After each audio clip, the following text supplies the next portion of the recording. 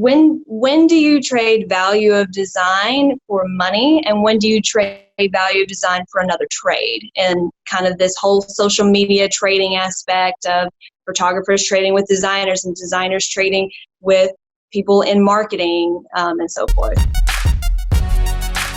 Okay, so you're saying we can trade, when do you trade design for money versus can you trade design for other people's services or whatever? Yeah. Yeah. Every designer needs to answer that for themselves based on how they perceive the value of whatever the person wants to trade you back.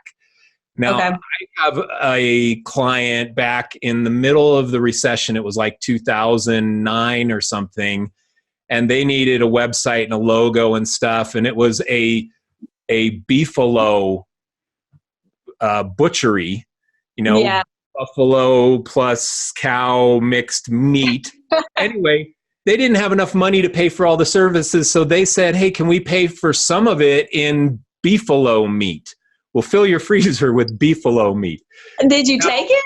Well, yeah, we accepted it. We never got the beefalo. So that's another story. I know, for real. It's like the lowest end trade of all time. And we never even got the... You're going to have to call them up and be like, I think I have a late invoice on you guys. Seriously. I need to collect. Yeah. So people will trade crazy stuff. They'll try and trade you crazy stuff. And you have to look at it and say, does that have value to me that I would want whatever they're trading? As for me, 99.9% of my career, I am happy to trade my services for their money, because that is really what has the most value. I would have cash flow need for my business. I had employees. I couldn't pay my employees in beefalo meat. I needed to pay them with cash. So that's how I traded it. What is most important, though, is it needs to be a value for value exchange. Mm-hmm. So I have no problem with somebody doing trading services, but whatever they're trading you has to have appropriate value for what you're trading to them. And then I say go for it all day long. Yeah. But that's the question you'd have to ask yourself. Does this have enough value to me for me to give them my time to make their thing? Yeah. Well, then on going into that, how would you say that when you have a lot of pushback for trade, how do you end up saying no without ruining that business relationship? Okay, so the client wants to trade you and you don't want to trade. You want to just do work for money? Mm-hmm. How do you keep that, not sever that relationship, but you want to still keep that in a good standing, but without saying, hey, I can't really take this for, this trade, service, or product?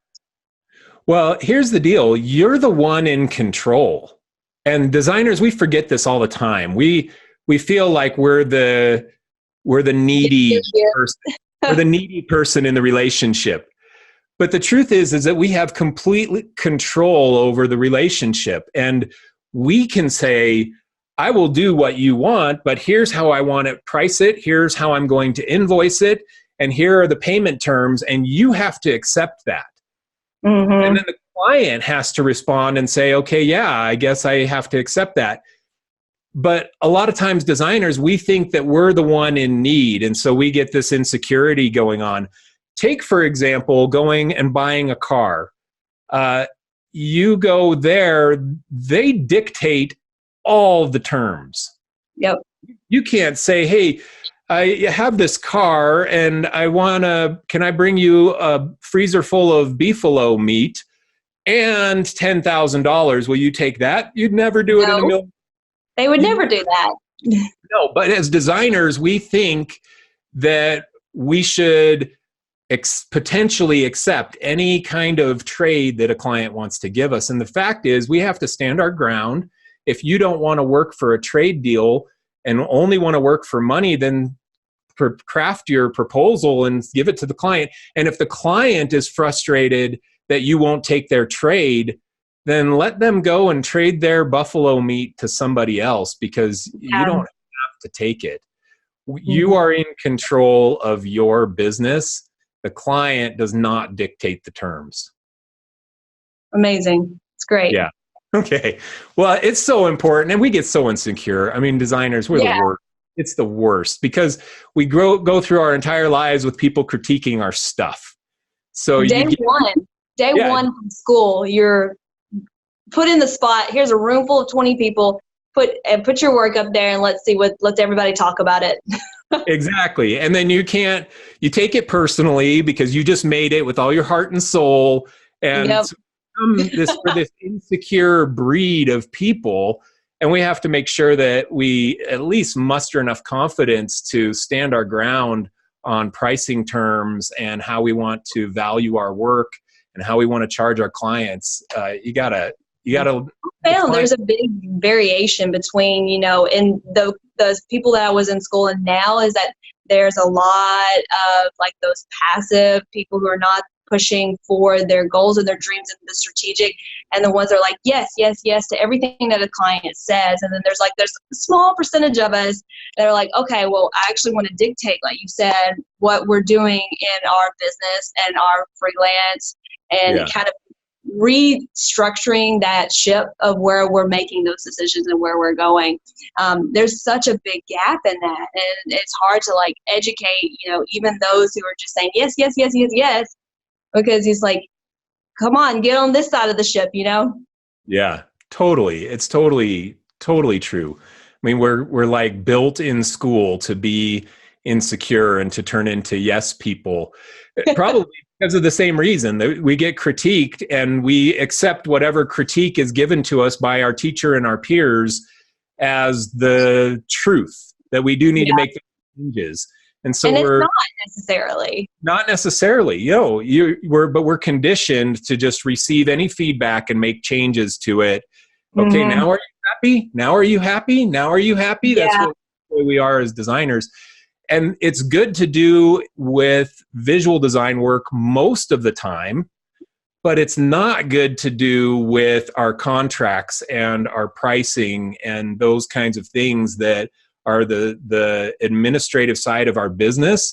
It's not good to say to the client, okay, will you green light this now? What if we let you pay us pay us in 6 months instead of next month? Then will you let me do it for you? It's crazy, but we're like that as designers. Way too many designers like that.